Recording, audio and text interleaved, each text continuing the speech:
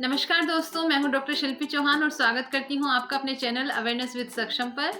और आज हम चर्चा करेंगे childrens education and the digital world. और आज हमारे साथ हमारे मेहमान हैं मिस पारुल मिश्रा जी, जो काउंसलिंग साइकोलॉजिस्ट हैं and academician, army public school Bareilly से मैम हैं। मैम, आपका बहुत बहुत स्वागत है हमारे चैनल पर। नमस्कार, thank you so much ma'am. जी मैम, जैसे हमने शुरू में बताया कि हम बच्चों की शिक्षा और डिजिटल दुनिया से जुड़े कुछ मुद्दों पे आज हम बात करेंगे। तो सबसे पहले आप मैम ये बताइए कि आज के जो डिजिटल युग में बच्चों की शिक्षा में तकनीक जो आई है, जो टेक्नोलॉजी आई है, उसकी क्या भूमिका हो गई है और ये कितनी इम्पोर्टेंट है? देखिए, हम कितना भी कह लें कि डिजिटल होना उतना जरूरी नहीं है, मगर सच्चाई ये है कि बच्चों की सफलता के लिए आजकल उनका डिजिटल होना जरूरी है। जी। क्योंकि वो कुछ भी शिक्षा ग्रहण करें, कोई भी एजुकेशन लें या वो प्रोफेशनल लाइफ में भी आगे जाएं, उनका टेक्नोलॉजिकली अपग्रेड होना, अपडेट होना बहुत जरूरी है, क्योंकि अदरवाइज वो बाकी लोगों से पीछे रह जाएंगे। जी मैम, जैसे आजकल हम देख रहे हैं कि ऑनलाइन क्लासेस का बहुत चलन हो चुका है और कहीं ना कहीं वो सस्टेनेबल भी हैं और फ्लेक्सिबल भी हैं टाइम की शेड्यूल को देखते हुए। तो इस पद्धति को मैम कैसे, मतलब हम कंपेयर करते हैं कि वो बेटर है, सही डायरेक्शन में हम जा रहे हैं, क्योंकि उसमें कोई गाइड नहीं है, कोई टीचर नहीं है, ट्यूटर नहीं है बताने के लिए। वो थोड़ा उसका बताइए, वो इम्पैक्टफुल है या नहीं है? मैम, जितना मैंने पिछले कुछ महीनों में, सालों में ऑब्जर्व करा है, मैंने ये देखा है कि डिजिटल प्लेटफॉर्म से शिक्षा या बच्चे कोचिंग भी लेते हैं, वो तब फायदेमंद है जब बच्चे में इतनी मैच्योरिटी हो जी। कि वो तब कितना टाइम हमें प्लेटफॉर्म को देना है ये डिसाइड कर सके। जी। मुझे लगता है ग्रेजुएशन लेवल पे बच्चे उसे बहुत समझदारी से यूज कर पाते हैं, लेकिन स्कूल गोइंग बच्चों में थोड़ा सा बैलेंस करने में दिक्कत आती है। जी, इसका मतलब ये है कि बच्चों को यदि हम अकेला नहीं छोड़ सकते, उनके साथ में पेरेंट की सिटिंग होनी ज़रूरी है या किसी के ऑब्जर्वेशन में काम करें। कुल मिला के ये है कि बच्चे को संभावना है वो भटक सकता है। बिल्कुल, बिल्कुल। देखिए, डिजिटल प्लेटफॉर्म ऐसा है जिसपे सही, गलत, मॉरल, इमॉरल हर तरह की चीज अवेलेबल है। जी। तो टीनेज बच्चों के भटकने के चांसेस बहुत ज्यादा हैं।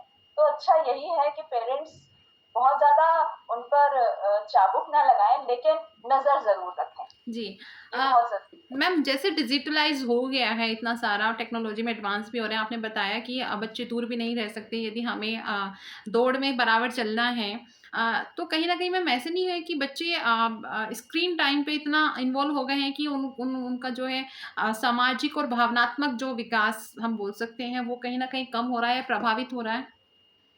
बहुत ज्यादा प्रभावित हो रहा है। जी। आप देखिए, बच्चे ऑनलाइन प्लेटफॉर्म पे जो सोशल मीडिया है उसके साथ इतना ज्यादा जुड़ गए हैं जी। और उससे इतना ज्यादा प्रभावित है कि जो वो पुराने जमाने में रिश्तेदारों के यहाँ आना जाना या रिश्तेदारों के आने पे उनके साथ उठना बैठना होता था जी। और उससे बच्चों का मानसिक सामाजिक विकास होता था, वो बहुत पीछे रह गया। उन्हें लगता है जो ये काल्पनिक दुनिया है, डिजिटल दुनिया है, यही सच है। और इसकी वजह से कई बार कुछ बच्चे डिप्रेशन में, एंजाइटी में भी आ जाते हैं, क्योंकि वो अपने जीवन को दूसरों के जीवन के साथ कंपेयर करने लग जाते हैं। जी। और इस वजह से उनके मानसिक स्वास्थ्य पे बहुत नेगेटिव असर पड़ता है। जी। तो मैम, इसका समाधान क्या है, क्या किया जाए, कैसे मैनेज किया जाए फिर? देखिए, खास तौर पे अगर बात करें हम एडोलेसेंस की, किशोरावस्था की, जी। तो मुझे लगता है पेरेंट्स को उनके साथ एक ओपन कम्युनिकेशन करके, उनको साथ बिठा के, जी। बिना उनको डिक्टेट करें, हम उन्हें डायरेक्ट करें, मतलब उन्हें दिशा दिखाएं कि देखो ये फायदे हैं, ये नुकसान है, हम आप पे भरोसा करेंगे, लेकिन आपको खुद ही अपने टाइम लिमिट्स को, अपनी बाउंड्रीज को सेट करना है। अच्छी जी। बात है कि डिजिटल प्लेटफॉर्म पर ही इतने सारे ऐसे टूल्स भी हैं जो पेरेंट्स को मदद करते हैं ये मॉनिटर करने में कि आज पूरे दिन में बच्चे ने कितना स्क्रीन टाइम दिया, जी। कितने सोशल मीडिया पे कितनी देर लगाई, कितनी देर व्हाट्सएप पे लगाई, कितनी देर पढ़ाई करी, या कितनी देर उसने यूट्यूब चलाया। तो जी। उसी माध्यम का इस्तेमाल करके पेरेंट्स बहुत आसानी से बच्चों को मॉनिटर कर सकते हैं। और मुझे लगता है बच्चों को जब हम इन्वॉल्व करते हैं और उन्हें समझाते हैं, उन्हें सही राह दिखाते हैं, तो बच्चे मानते भी हैं। बच्चे जी, विद्रोह तब करते हैं जब हम उनको डिक्टेट करने लगे कि नहीं बस कह दिया बंद करो तो बंद करो, ये नहीं होना चाहिए। जी। लॉजिकली बच्चों को समझाया जाए आपके अनुसार। बिल्कुल, जी। बिल्कुल। अ, उनको उन्हीं के लेवल पे आके, उन्हीं की भाषा में अगर हम समझाएँ कि तुम्हारे करियर गोल क्या हैं, तुम्हारे फ्यूचर एस्पिरेशंस क्या हैं, उसके साथ तुम्हारा ये डिजिटल ऑनलाइन स्क्रीनिंग टाइम कितना यूज़फुल हो रहा है, जी। तो बच्चे समझते हैं। मैम अगर साइबर सुरक्षा की बात करें, एक तो ये स्क्रीन टाइम अलग हो गया है, लेकिन कुछ बच्चे ऐसे भी हैं, अ, आजकल कुछ ऐप भी ऐसे आ गए हैं कि पता नहीं चलता है, लिंक के थ्रू बच्चे उसको वो कर लेते हैं और साइबर उसकी उसमें आ जाते हैं, उनसे कुछ लॉस भी हो जाता है, चाहे वो मनी लॉस हो या अपने पर्सनल कुछ ही चीज़ों की मैं यहाँ बात कर रही हूँ।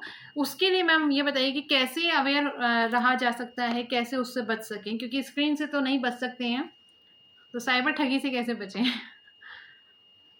देखिए, मुझे लगता है अवेयरनेस क्रिएट करना बहुत ज़रूरी है, जी, सरकार बहुत अच्छा काम कर रही है। सारे स्कूल्स में साइबर सिक्योरिटी से रिलेटेड सेशंस हो रहे हैं। जी, सीबीएसई बार-बार साइबर सिक्योरिटी की बात कर रही है, स्टेट बोर्ड्स भी कर रहे हैं। पेरेंट्स को बस बच्चों को बीच-बीच में याद दिलाना है और मुझे क्या लगता है, बच्चे हमें देखकर बहुत सीखते हैं। जी, तो अगर हम कॉन्शियस हैं, हम उनसे बातचीत करते टाइम उन्हें ये बता रहे हैं कि नहीं ऐसा नहीं करती हूँ मैं क्योंकि इसमें ये रिस्क है जी। या आपको ऐसा नहीं करना चाहिए, तो बच्चे समझते हैं और कई बार वो हमसे ज़्यादा समझदारी से चीज़ों को यूज़ कर लेते हैं हुँ, क्योंकि हुँ। उनको जानकारी मिल गई है। जी। अ, इसके अलावा जी, नेशनल चैनल पे, यूट्यूब पे बहुत सारे साइबर सिक्योरिटी से रिलेटेड सेशंस पड़े हुए हैं। मैं जी, सजेस्ट करूँगी कि पेरेंट्स को बच्चों के साथ बैठ के देखना चाहिए। बिल्कुल। मैम डिजिटल लर्निंग से बच्चों में जो कॉन्फिडेंस डेवलप हो रहा है, उस पे थोड़ा बताइए मैम, ये कैसा ये सही है या नहीं है? थोड़ा इस पे बताइए।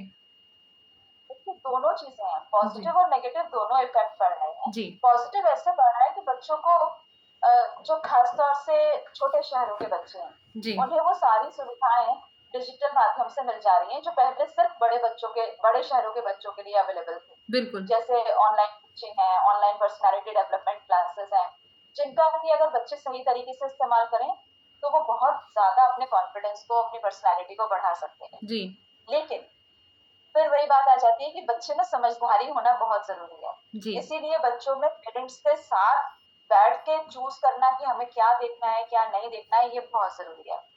नेगेटिव इफ़ेक्ट्स भी हैं, मगर मैं ये कहूँगी कि पॉज़िटिव इफ़ेक्ट्स ज़्यादा हैं, जी, अगर हम ध्यान से इस्तेमाल करें तो। जी। मैम ये एक तो डिजिटल का हम बात कर ही रहे हैं। अगर हम ग्रामीण क्षेत्र के बच्चों के लिए बात करते हैं, स्पेशली जो बहुत इंटीरियर हैं वहाँ पे इंटरनेट की सुविधा नहीं है, वो बच्चे कहीं न कहीं ऐसा नहीं है कि मैम वो इस डिजिटल वर्ल्ड से छूट रहे हैं, वो उनको फैसिलिटी नहीं मिल पा रही है? देखिए, ये तो है कि बहुत सारे गाँव ऐसे हैं, हालाँकि जिस तेज़ी से हमारा देश तरक्की कर रहा है, तो मुझे लगता है आजकल मोबाइल फ़ोन तो लगभग हर गाँव में भी पहुँच जी, चुका है जी, और मोबाइल के नेटवर्क तो होते हैं। और अच्छी बात ये है कि कुछ ऐप्स, एजुकेशनल ऐप्स ऐसे हैं, जो बहुत कम बैंडविड्थ पे भी काम करते हैं। तो अगर इस तरह की लिमिटेशंस हैं, लेकिन फिर भी बच्चे प्रयास करें, तो वो अपडेट रह सकते हैं। बाकी बहुत सारे टीवी चैनल्स पे भी एजुकेशनल प्रोग्राम्स आते हैं। डीडी नेशनल का अपना प्रोग्राम चल रहा है। ऐप्स जैसे दीक्षा है, अनअकैडमी है, ये सब निष्ठा है, जी, ये सब भी काफ़ी हद तक बच्चों को हेल्प कर सकते हैं। जी। मैं थोड़ा-सा बात करूँगी एआई की, आर्टिफ़िशियल इंटेलिजेंस की। आप अच्छे से जानते होंगे। इसको पता बनाया तो बहुत अच्छे मकसद से है, लेकिन कहीं न कहीं इसका भी अभी मिसयूज़ स्टार्ट हो गया है। थोड़ा-सा ये बताइए कि मतलब बच्चों की शिक्षा में एआई की क्या भूमिका हो सकती है? और अगर इस पे सही डायरेक्शन में ध्यान नहीं दिया गया, तो बच्चे कहाँ तक मैम इसका गलत यूज़ कर कर सकते हैं? कितनी ये प्रभावित भी कर सकती है? देखिए, मुझे लगता है एआई बिल्कुल बिजली की तरह से है, जी, कि जिसके बिना रहा भी नहीं जा सकता, लेकिन अगर लापरवाही से इस्तेमाल करा, तो नुकसान भी हो सकता है। जी, तो मुझे लगता है कि बच्चों में हमें ये समझ पैदा करनी पड़ेगी जी, कि सही तरीके से कैसे इस्तेमाल करें। जी। एआई का इस्तेमाल ऐसे बहुत अच्छा है कि वो समय की और एनर्जी की बचत करा रहा है और बच्चों को अपडेट करा रहा है चीज़ों से। जी, लेकिन ये हमें बच्चों को समझाना पड़ेगा कि एआई आपको एक प्रोग्राम प्रोग्राम्ड आंसर तो दे सकता है, सॉल्यूशन तो दे सकता है, लेकिन आपकी क्रिएटिविटी के साथ नहीं जा सकता। जी जैसे अभी आपने न्यूज़ पढ़ी होगी कि अमेरिका में टेस्ट हुआ तो एआई ने जो है मेडिकल एंट्रेंस एग्जाम 95% क्लियर कर दिया, जी लेकिन जब रियल लाइफ पेशेंट्स को मेडिसिन प्रिस्क्राइब करने की बात आई तो एआई फेल हो गया, क्योंकि जो वो ह्यूमन टच एक डॉक्टर का होता है जी वो एआई नहीं जनरेट। जी अगर हम बच्चों को इस तरह की चीजें बताएं तो वो समझदारी से यूज कर लेंगे। जी दैट मीन्स जो टेक्निकल नॉलेज है उसके साथ में प्रैक्टिकल नॉलेज होना बहुत ज़रूरी है। बहुत जरूरी, जी बहुत जरूरी। मैम लास्ट में आप अगर कुछ अपने सजेशन देना चाहें तो प्लीज़ हमारी ऑडियंस के साथ शेयर करें।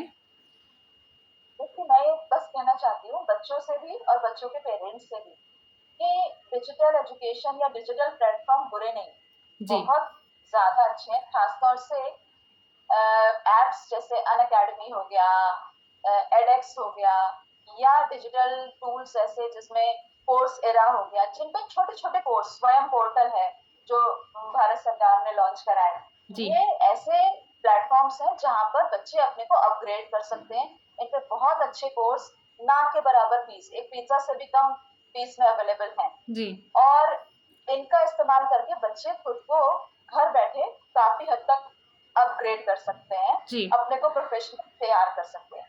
लेकिन ये भी सच है कि हर अच्छी चीज का इस्तेमाल सही तरीके से, सही तकनीक के साथ और सही समय पे होता है। तो ये डिजिटल एप्स बच्चों को देने से पहले हमें उन्हें टाइम मैनेजमेंट सिखाना पड़ेगा जी और उनको ये समझाना पड़ेगा कि हम आपको मॉनिटर कर रहे हैं, इसलिए नहीं कि हमें आप पे भरोसा नहीं है, इसलिए कि आप गलती करके पछताओ और हम आपका साथ देने के लिए खड़े हैं। तो जी अगर पेरेंट्स एक ओपन कम्युनिकेशन के साथ बच्चों को समझा के डिजिटल टूल्स देके तो वो शायद बच्चों के लिए बहुत ज्यादा फायदेमंद होगा, नुकसान नहीं होगा। जी मैम बहुत अच्छा आपने विचार प्रस्तुत किया है और आपने बहुत सही बताया है कि कोई भी चीज़ यदि गाइडेंस में की जाए तो निश्चित रूप से वो अच्छी ही होती है और उसके रिजल्ट, उसके परिणाम अच्छे ही आते हैं। और आज आपने अपने विचार हमें हमारे साथ में शेयर किए हैं और अपना बहुमूल्य समय दिया, उसके लिए मैम बहुत बहुत आभार, बहुत बहुत धन्यवाद आपका। और हम आपका धन्यवाद ये मौका देने के लिए। जी अगर मेरी कही हुई किसी बात से किसी को भी थोड़ा सा भी मदद मिल जाती है तो बहुत अच्छा है। जी जी बिल्कुल, और हम उम्मीद करेंगे हमारे दर्शकों को कि जो हम अवेयर कर रहे हैं कहीं ना कहीं आपके जीवन में और आपके बच्चों में सुधार लेके आएंगे और जितने कन्फ्यूज़न हैं वो दूर होंगे। और जो सजेशंस मैम ने दिए हैं एज अ काउंसलर आप उनको अपने जीवन में धारण करें, अपने बच्चों को सिखाएं, तो हो सकता है बड़ी समस्या को आप छोटा समझ के उसको समाधान कर लें। तो मैम आप आपसे एक इजाज़त चीज लेना और है, चाहूँगी। जी जी पेरेंट्स को बच्चों को सामने रोल मॉडल भी बनना पड़ेगा। जी जी हम खुद पूरे समय अगर फोन पे लगे रहेंगे और बच्चों से उम्मीद करेंगे कि वो अपनी समझ से टाइम के बाद फोन रख दें तो वो संभव नहीं होगा। जी वो हमें देख कर सीखते हैं। जी जी चलिए मैम बहुत बहुत धन्यवाद आपका एक बार फिर से। Thank you so much.